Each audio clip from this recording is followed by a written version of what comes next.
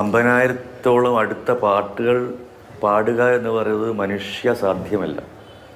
അത് ഇത്രയും പാട്ടുകളും ഒരേ എന്താ പറയണ്ട ഒരേ സ്റ്റാൻഡേർഡ് അല്ലെങ്കിൽ എന്താ പറയണ്ട ആദ്യത്തെ ആ ഒരു ഇത് തന്നെ ആ ഒരു മികവ് എല്ലാ പാട്ടിനും ഉണ്ടായിരുന്നു. അത് ഒരു പ്രസിദ്ധമല്ലാത്ത അല്ലെങ്കിൽ ഹിറ്റാകാത്ത ജാനകിയമ്മയുടെ നമ്മൾക്ക് കേട്ടിട്ടില്ല എന്ന് പറയുന്ന ഒരു പാട്ട് പോലും ഇല്ല എന്നുള്ളതാണ് ഏറ്റവും വലിയൊരു സത്യം. അത്രയധികം ഇപ്പോഴത്തെ തമിഴിലൊക്കെ എത്ര ക്ലാസിക്കലായിട്ടുള്ള ചില പാട്ടുകൾ പാടുമ്പം അതിൻ്റെ ഒരു മികവ്, ക്ലാസിക്കൽനെസ് ഉള്ള പാട്ടുകൾ, അതുപോലെ മെലഡീസ്, കുട്ടികളുടെ ശബ്ദത്തിൽ, ഇങ്ങനെ അനവധി എന്താ പറയുക ഒരു പ്രതിഭ എന്ന് വെറുതെ പറഞ്ഞാൽ പോരാ. പക്ഷേ ഒരു ജന്മത്തിൽ ഇങ്ങനെ ഒരു പാട്ടുകാരി ഇത്ര ഭാവത്തോടു കൂടി പലപ്പോഴും ഞാൻ അടുത്ത് നിന്ന് കേട്ടിട്ടുണ്ട്. ആരൂഢം എന്നൊക്കെ ചിത്രത്തിലൊക്കെ ഒരിക്കൽ പിന്നെ വന്നപ്പോഴൊക്കെ ഞാൻ അടുത്ത് നിന്ന് കേട്ടിട്ടുള്ള ഒരു ശബ്ദമാണ്.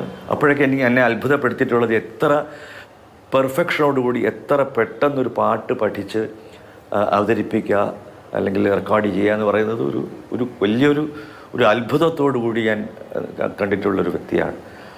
ഭാവം പ്രത്യേകിച്ച് അച്ഛൻ്റെ എനിക്ക് ഓർമ്മയുള്ളത്, അക്കാലത്ത് ഓർമ്മയുള്ളത് ഇപ്പം ഇളയരാജ സാറിൻ്റെ തണൽ വിരിക്കാൻ കുട നിവർത്തും സൗവർണ്ണ വസന്തം എന്നുള്ള പാട്ടാണ്. പിന്നെ കാന്തമൃദുല MBSൻ്റെ അത് എത്ര മനോഹരമായ ഒരു പാട്ടാണ്. ഞാൻ അടുത്തിടയ്ക്കും അതൊന്ന് ഒരു 4 വരി ഒരു ഫംഗ്ഷനിൽ മൂളിയിരുന്നു.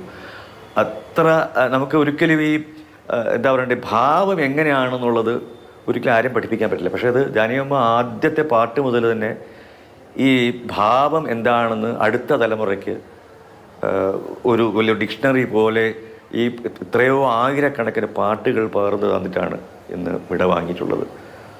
അതുതന്നെയാണ് കാരണം നമ്മൾ പല റിയാലിറ്റി ഷോസിലേക്ക് ഈ പാട്ടുകൾ കേൾക്കുമ്പോൾ നമ്മൾ അതിൻ്റെ ഒറിജിനൽ ശബ്ദമായ ജാനകിയമ്മയെ നമ്മൾ ഓർത്തുപോകും.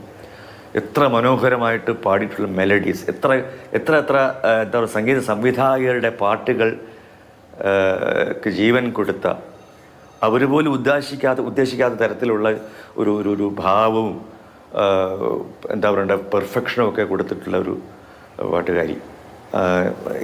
അതിനൊക്കെ ഉപരി ഒരു മനുഷ്യ എന്താ പറയുക ഒരു വളരെ ലോലഹൃദയായ സംഗീതക്കാരുടെ സംഗീതം കണ്ടുണ്ടാവേണ്ട ഏറ്റവും ഗുണമായിട്ടുള്ള ആ ഒരു മാനസികമായിട്ടുള്ള ആ ഒരു എന്താ പറയുക എല്ലാ മനുഷ്യരോടുള്ള സ്നേഹം, ഇതൊക്കെ നമുക്ക് അടുത്ത തലമുറയിലുള്ള പാട്ടുകാർ കണ്ടുപഠിക്കേണ്ട ഒരു കാര്യങ്ങൾ തന്നെയാണ്. ഇവരൊക്കെ നമുക്ക് തന്നിട്ടുള്ള ഓരോ പാട്ടുകളും അവരുടെ സ്വഭാവ വിശേഷങ്ങളും ഒക്കെ നമ്മൾ കണ്ടുപഠിക്കേണ്ട ഒന്ന് തന്നെയാണ്.